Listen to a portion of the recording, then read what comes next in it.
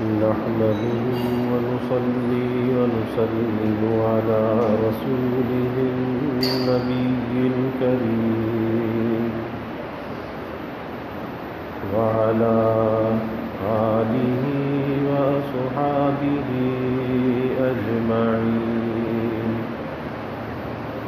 اللهم صل على سيدنا ومولانا محمد وعلى آل سيدنا ومولانا محمد وبارك وسلم صلاة وسلاما كثيرا كثيرا.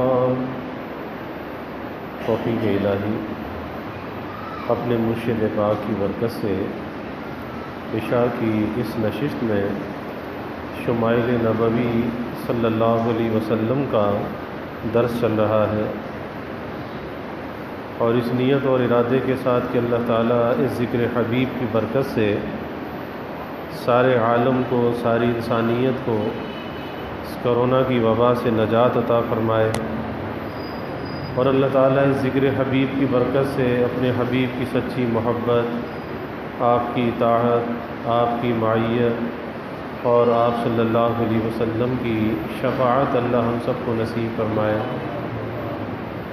رسول اللہ صلی اللہ علیہ وسلم کی عادات طیبات کے بارے میں بات چل رہی ہے کہ مختلف مواقع پر آپ صلی اللہ علیہ وسلم کی عادات برگزیدہ کیسی ہوتی تھی. آج ہے آپ کی نشست کا انداز، اور آپ صلی اللہ علیہ وسلم کی جو نشست کا انداز ہوتا تھا وہ کوئی ممتاز انداز نہیں ہوتا تھا، بلکہ کیفیت یہ ہوتی تھی کہ جب آپ اپنی مجلس مبارکہ میں تشریف فرما ہوتے تھے تو صحابہ کے درمیان ملے جلے بیٹھے ہوتے تھے، یہاں تک کہ کوئی نو وارد نیا آنے والا جب مسجد میں داخل ہوتا تو وہ آپ صلی اللہ علیہ وسلم کو پہچان نہیں سکتا تھا، بلکہ آ کر وہ سوال کرتا کہ من محمد، تم میں محمد صلی اللہ علیہ وسلم کون ہو؟ تو آنے والے کو بتایا جاتا کہ وہ جو ٹیک لگا کر بیٹھے ہیں، وہ جو سفید سے گورے سے بیٹھے ہیں، یہ محمد صلی اللہ علیہ وسلم ہے. تو آنے والے کو بتایا جاتا تھا، یعنی کوئی ممتاز حیثیت آپ کی نشست کی نہیں ہوتی تھی.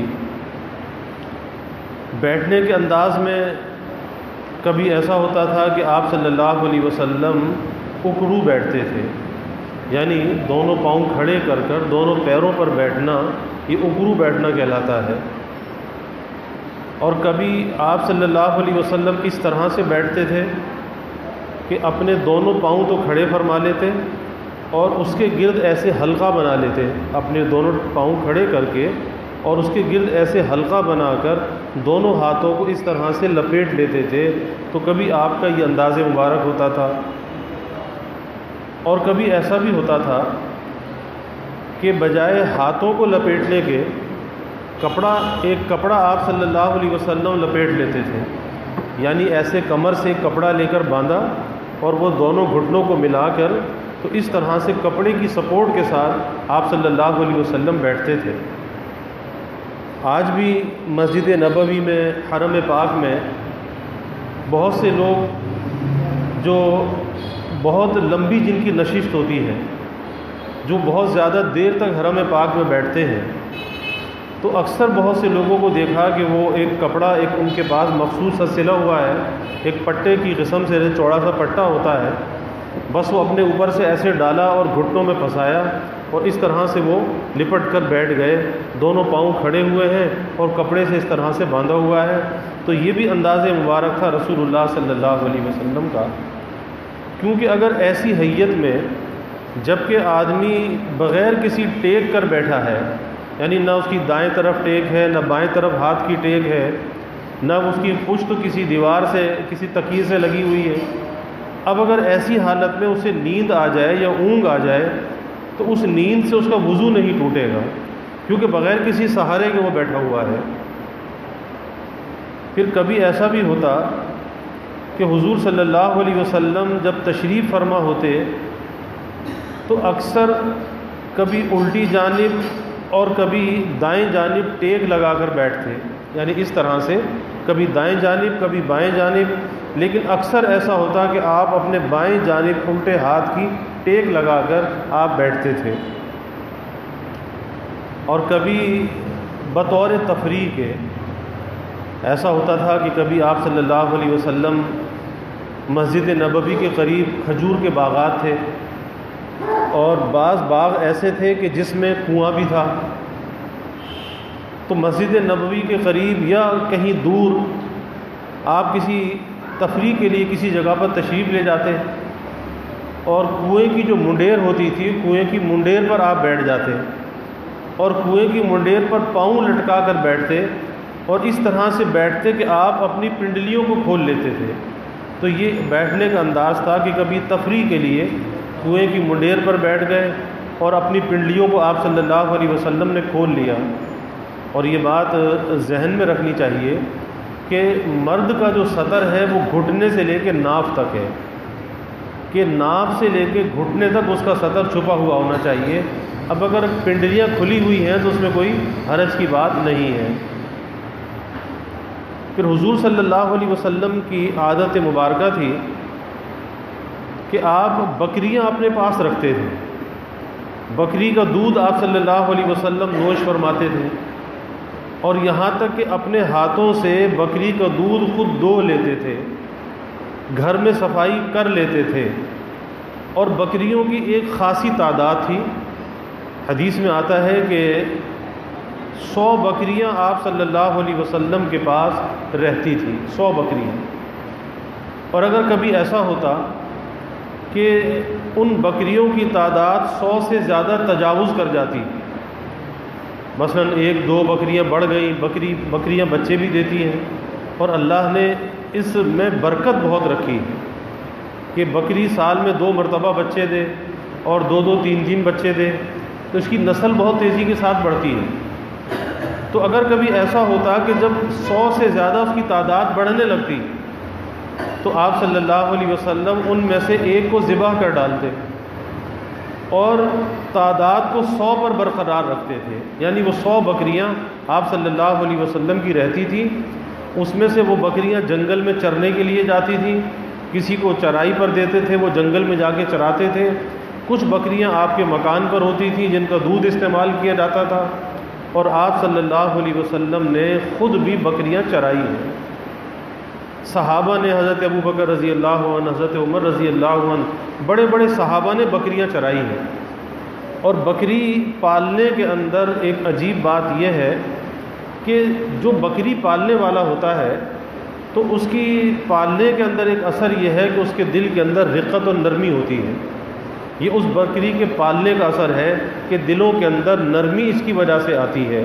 تو یہ آپ صلی اللہ علیہ وسلم کی عادت مبارکہ تھی کہ آپ بکریوں کو پالتے تھے اور ان کا دودھ اپنے ہاتھ سے دھوتے تھے، اور اس کی خدمت آپ صلی اللہ علیہ وسلم کیا کرتے تھے۔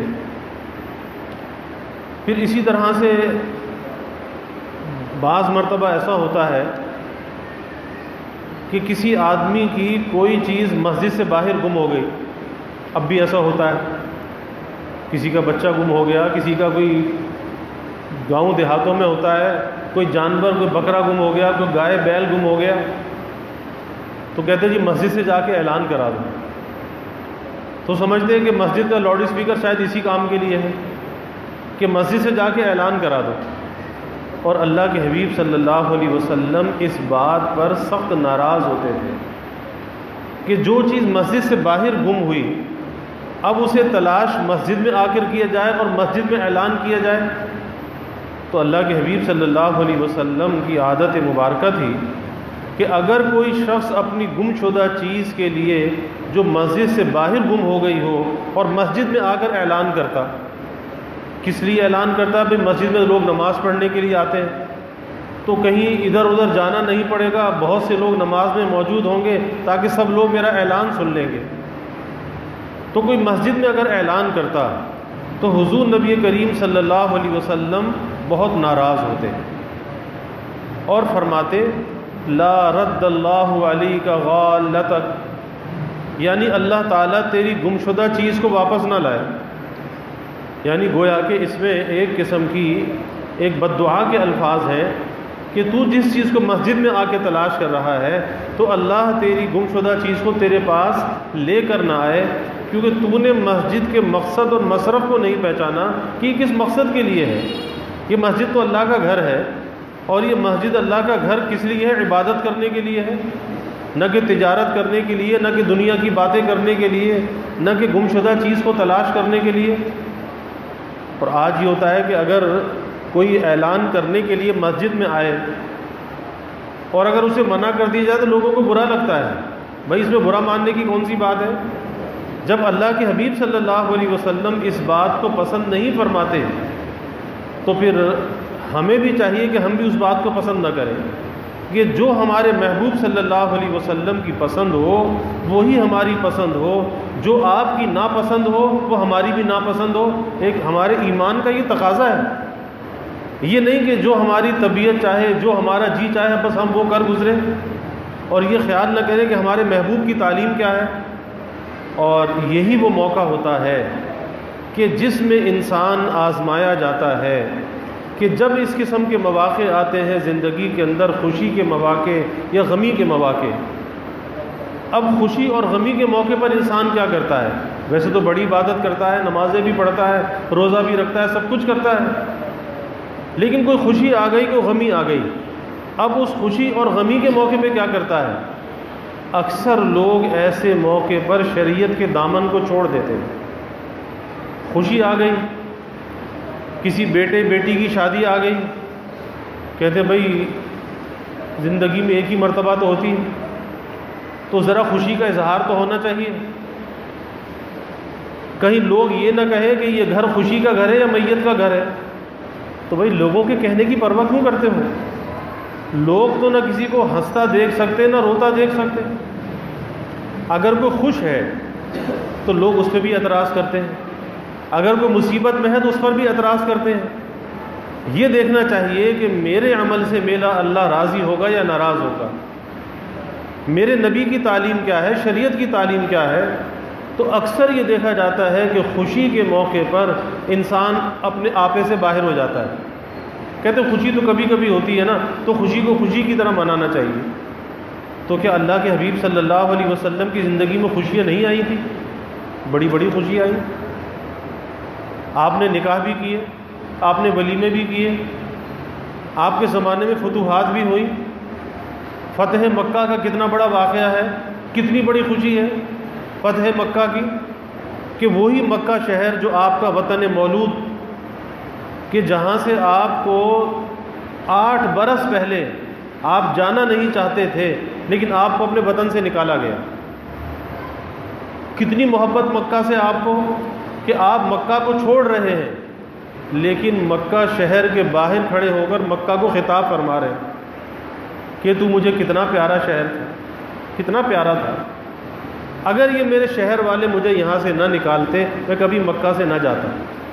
مکہ کو خطاب فرما رہے ہیں. لیکن جب مکہ فتح ہوا کتنی بڑی خوشی ہے. اور دنیا کی تاریخ ہمیں یہ بتاتی ہے کہ جب کسی قوم کو فتح حاصل ہوتی ہے تو جو مفتوح قوم ہوتی ہے یا مفتوح جو علاقہ ہوتا ہے وہ فاتح قومیں اس مفتوح علاقے کو تہو بالا کر دیتی ہیں. عمارتوں کو آگ لگا دی جاتی ہے، لوگوں کو قتل کر دیا جاتا ہے، خواتین کی آبرو ریزی کی جاتی ہے، بچوں کو قتل کر دیا جاتا ہے. دنیا کی تاریخ یہ بتاتی ہے کیا ہے کہ ایک بدلے اور ایک انتقام کی آگ اندر ہوتی ہے کہ جس کے لیے اپنی اس آگ کو ٹھنڈا کرنے کے لیے سب کچھ انسان برباد کر دیتا ہے. لیکن خوشی بہت بڑی ہے. اور اللہ کے حبیب صلی اللہ علیہ وسلم کا انداز مبارک کیا ہے کہ آپ کا سر اونٹنی کے پالان سے لگا ہوا ہے، جھکا ہوا ہے. کس لیے جھکا ہوا ہے؟ اظہار تشکر کے لیے کہ ایک اللہ تعالیٰ کے احسان کا جو بوجھ ہے نا، ایک نعمت کے حاصل ہونے کا جو بوجھ ہے اسے آپ محسوس فرما رہے ہیں. سر آپ کا جھکا ہوا ہے عاجزی سے، انکساری سے. پتہ یہ چلا کہ جب انسان کو کوئی نعمت حاصل ہو تو اس کا سر فخر سے بلند نہیں ہونا چاہیے، بلکہ عاجزی سے جھک جانا چاہیے، جھک جانا چاہیے۔ کیوں؟ فتح دی کس نے ہے؟ کامیابی دی کس نے ہے؟ ارے کامیابی اس ذات نے دی ہے۔ اگر وہ ذات تجھے کامیابی نہ دیتی تو کبھی کامیاب نہ ہو سکتا تھا۔ تو جب اس ذات نے کامیابی دی ہے تو پھر فخر کیسا؟ کوئی تیرا ذاتی کمال تھا؟ کیا تیرے اندر یہ قوت و صلاحیت تھی؟ جب اس ذات نے فتح عطا کی ہے، کامیابی عطا کی ہے، چاہے وہ زندگی کی کوئی بھی کامیابی ہو، کسی بھی موقع پر کامیابی نصیب ہو، وہ کامیابی ہم سے اس بات کا تقاضا کرتی ہے کہ اپنے رب کا شکر بجا لا۔ اور شکر کیسے بجا لا؟ کہ اپنے رب کے سامنے جھک جا، عاجزی کو اختیار کر، انکساری کو اختیار کر، اور جب تیرے اندر عاجزی آئے گی، نعمت کی قدردانی آئے گی، اللہ تعالیٰ تیری نعمت کی حفاظت بھی کرے گا، تیری نعمت میں برکت اور ترقی بھی ہوگی۔ اور اگر آ گیا فخر، شہرت، نام و نمود، آج لوگ نا شادی بیاہ میں نام و نمود کے لیے بہت کچھ کرتے ہیں، کہا جی اتنی بڑی دعوت کی، اتنا بڑا جہیز دیا، اتنا یہ کام کیا، اور بھائی بڑے دل والا آدمی تھا کہ قرض لے کر بھی کام کیا۔ ارے یہ کوئی تعریف کی بات ہے؟ قرض تو ایک لعنت ہے۔ اللہ کے حبیب صلی اللہ علیہ وسلم نے جہاں کفر سے پناہ مانگی وہاں پہ قرض سے پناہ مانگی۔ اللہم انی اعوذ بک من الکفر والدین، کہ یا اللہ میں کفر سے پناہ چاہتا ہوں اور دین سے یعنی قرض سے پناہ چاہتا ہوں۔ تو یہ کوئی تعریف کی بات تو نہیں ہے کہ قرض لے کر یہ کام کیا۔ جتنی تیری چادر تھی اتنے پیر پھیلانے چاہیے تھے، جتنی حیثیت تھی اتنا خرچ کرنا چاہیے تھا۔ یہ کون سی تعریف کی بات ہے؟ تو لوگ خوشی کے موقع پر آپے سے باہر ہو جاتے ہیں۔ اللہ کے حبیب صلی اللہ علیہ وسلم نے ہمیں بتایا کہ خوشی کے موقع پہ کیا کرنا چاہیے، اللہ کے سامنے جھک جانا چاہیے، اس کی تعریف کرنی چاہیے۔ آپ کی زبان پہ کیا کلمات ہیں؟ مکہ فتح ہو رہا ہے، مکے میں داخل ہو رہے ہیں، لا الہ الا اللہ وحدہ نصر عبدہ وانجز وعدہ، اللہ کی توحید کو بیان کر رہے ہیں کہ اللہ کے سوا کوئی معبود نہیں، وہ واحد ہے، وہ اکیلا ہے، وہ یکتا ہے، وہ نصر عبدہ، اور اس نے اپنے بندے کی مدد کی ہے۔ اگر وہ مدد نہ کرتا ہم کہاں کامیابی حاصل کر سکتے تھے؟ وانجز وعدہ، اور اس نے اپنے وعدے کی تکمیل کی ہے، اس نے جو فتح کا وعدہ کیا تھا اس وعدے کی تکمیل کی ہے۔ تو ظاہر ہے کہ پھر شکر ہی بنتا ہے، پھر فخر تو بنتا نہیں ہے۔ اس لیے ہمارے لیے اس کے اندر بڑا سبق اور بڑا نمونہ ہے۔ اور کوئی غم کا موقع آ جائے، کوئی حادثہ ہو جائے، کوئی نقصان ہو جائے، کوئی پیارا ہم سے جدا ہو جائے، اللہ کے حبیب صلی اللہ علیہ وسلم کے لخت جگر حضرت ابراہیم آپ کے ہاتھوں میں ہیں اور ان کی روح پرواز کر رہی ہے۔ کتنا بڑا حادثہ ہے، کتنا بڑا سانحہ ہے کہ لخت جگر ہے، نور نظر ہے، اور وہ ہاتھوں میں اللہ کے پاس جا رہا ہے، تو بے ساختہ آنکھوں سے آنسو جاری ہو جاتے ہیں۔ لوگوں نے کہا کہ یا رسول اللہ صلی اللہ علیہ وسلم آپ بھی روتے ہیں؟ فرمایا کہ ہاں، آنکھ جو ہے وہ ابراہیم کا حق ادا کر رہی ہے، لیکن دل اللہ کی رضا میں راضی ہے، دل اللہ کی رضا میں راضی ہے۔ تو پتہ یہ چلا کہ جب کوئی غم آ جائے، کوئی پریشانی آ جائے، کوئی مصیبت آ جائے، تو آنکھ سے آنسو کا آ جانا یہ صبر کے منافی نہیں ہے، رونا صبر کے منافی نہیں ہے۔ ہاں، زبان پر کوئی ایسے کلمات نہ لے کر آئے، کوئی ایسے الفاظ لے کر نہ آئے کہ جو صبر کے اجر کو ضائع کر دے، یعنی کوئی جزا فضا کرنے لگے کہ میرے ساتھ ہی یہ حادثہ ہونا تھا، یہ نقصان مجھے ہی آنا تھا، یہ پیارا میرا ہی جانا تھا۔ کوئی اس قسم کے الفاظ زبان پہ لے کر نہ آئے، کیونکہ جو کچھ بھی ہمارے پاس ہے، ہماری جان، ہمارا مال، ہماری اولاد، جو کچھ بھی ہے اللہ ہی کا ہے، اور جو اللہ نے دیا ہے تو امانتاً دیا ہے۔ اس مالک کی مرضی جب تک ہمارے پاس رکھنا منظور ہے تو بہت اچھا، اور جب وہ واپس لے لے خوشی خوشی دے دینا چاہیے۔ تو دل اللہ کی رضا میں راضی رہنا چاہیے، زبان پر کوئی اعتراض کا کلمہ نہیں آنا چاہیے۔ تو خوشی اور غمی کے موقع پر اللہ کے حبیب صلی اللہ علیہ وسلم کی حیات طیبہ سے ہمیں رہنمائی ملتی ہے کہ خوشی میں کیا کرنا چاہیے اور غمی میں کیا کرنا چاہیے۔ یہی وجہ ہے کہ آپ کا جو اسوہ ہے، آپ کا جو طریقہ ہے، لقد کان لکم فی رسول اللہ اسوۃ حسنہ، کہ قیامت تک آنے والے انسانوں کے لیے اسے ایک مثال بنا دیا گیا، ایک ایسا اسوہ دے دیا گیا کہ جو اس اسوے پر چلا وہ کبھی ناکام نہیں ہو سکتا۔ یہی تو کامیابی کا راستہ ہے اور یہی تو نجات کی ضمانت ہے کہ اس راستے کو چھوڑ کر نہ کامیاب ہو سکتا ہے اور نہ اس کے پاس کوئی اپنی نجات کی ضمانت موجود ہے۔ ہاں، جس نے آپ کا اتباع کیا تو یہ اتباع رسول صلی اللہ علیہ وسلم اس کے لیے نجات کی ضمانت بن جائے گا۔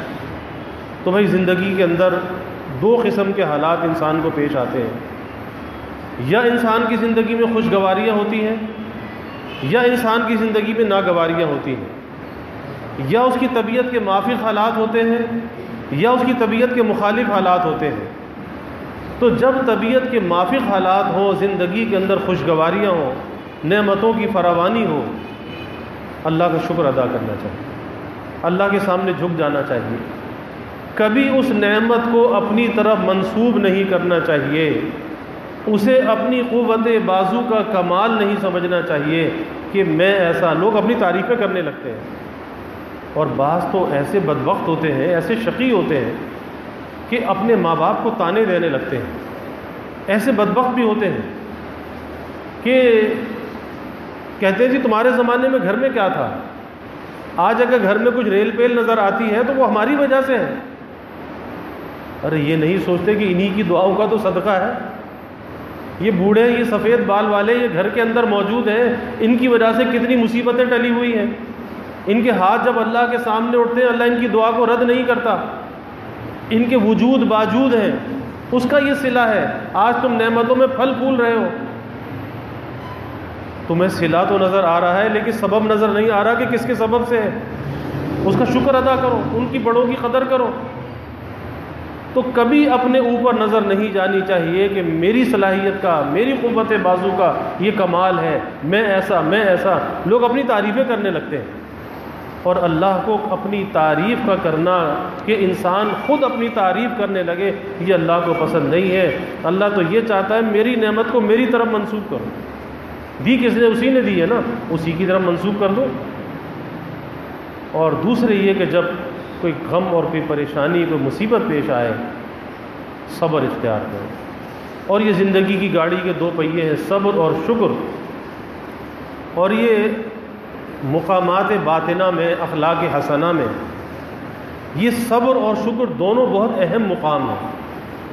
یہ کتنے اہم مقام ہیں کہ کبھی اللہ تعالیٰ اپنے بندے کو شکر کے ذریعے سے جنت دیتا ہے اور کبھی اللہ اپنے بندے کو صبر کے ذریعے سے جنت دیتا ہے۔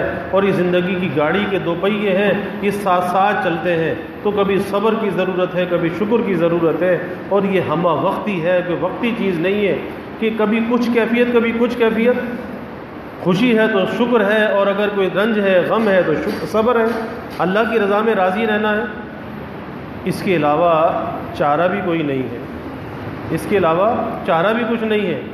کیونکہ اگر کوئی نعمت تجھے حاصل ہوئی ہے تو پہلی بات تو یہ ہے کہ نعمت کے حصول میں انسان اللہ کا محتاج، اور اگر نعمت مل جائے اسے باقی رکھنے میں بھی اللہ کا محتاج، کہ نعمت ملنے کے بعد اسے خود باقی نہیں رکھ سکتا، اس کے اندر وہ صلاحیت نہیں کہ اپنی نعمت کو باقی رکھ سکے، اپنی صحت کو باقی رکھ سکے، اپنی جوانی کو باقی رکھ سکے، اپنے مال کو باقی رکھ سکے، وہ صلاحیت نہیں۔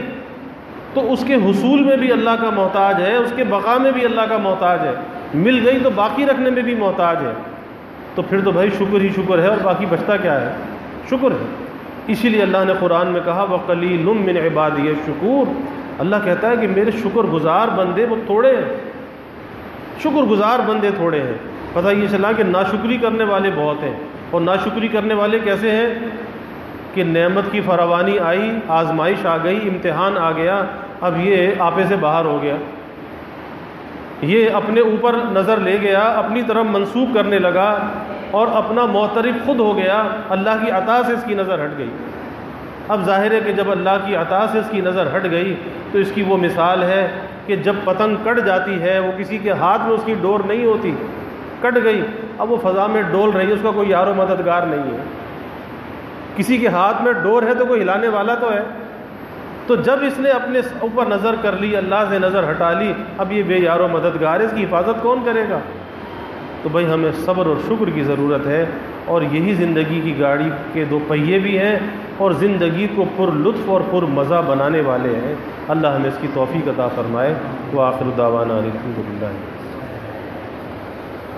للہ رب العالمین والعاقبۃ للمتقین والصلاة والسلام علی اشرف الانبیاء والمرسلین اللہم صل علی سیدنا و مولانا محمد وعلی آل سیدنا و مولانا محمد وبارک وسلم ربنا آتنا فی الدنیا حسنہ وفی الآخرۃ حسنہ وقنا عذاب النار ربنا اتمم لنا نورنا واغفر لنا انک علی کل شیء قدیر اللہم اعنا علی ذکرک و شکرک و حسن عبادتک اللہم انا نستعینک علی طاعتک اللہم وفقنا لما تحب وترضى من القول والعمل والفعل والنیت والهدى انک علی کل شیء قدیر اللہم ارزقنا حبک